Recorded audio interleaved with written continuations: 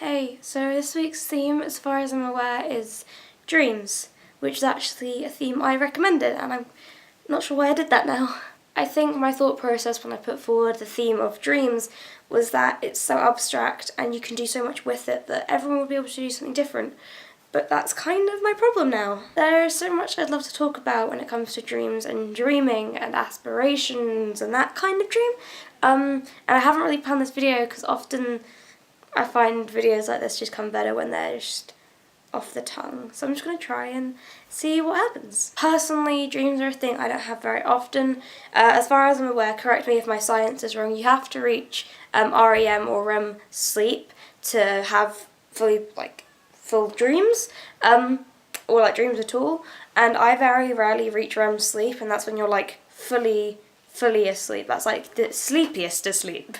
I don't often reach that state of sleep. I often just kind of drift in and out of sleep, so I don't have very many dreams, especially over the past 2 years, because for about 4 years, about a year ago, it ended. I was an insomniac, and I've kind of gotten a lot better recently, but I'm still not sleeping properly. When I was an insomniac, I didn't really have very many dreams. I dreamt very occasionally, and that was a really special thing for me, having good dreams. When I was an insomniac, I only really had nightmares, not really dreams, and nightmares are a thing that I'm also really interested in.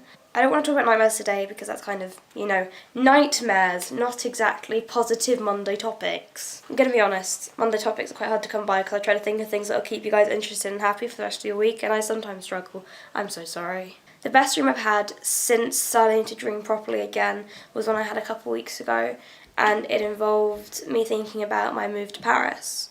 If you weren't aware, I'm moving to Paris in July the 7th. I'm doing the actual move process. I've moved quite a lot before, it's not something I'm new to, but for some reason that's a school bell. Okay then, good. Sometimes I forget I live in a school and those kind of things just surprise me.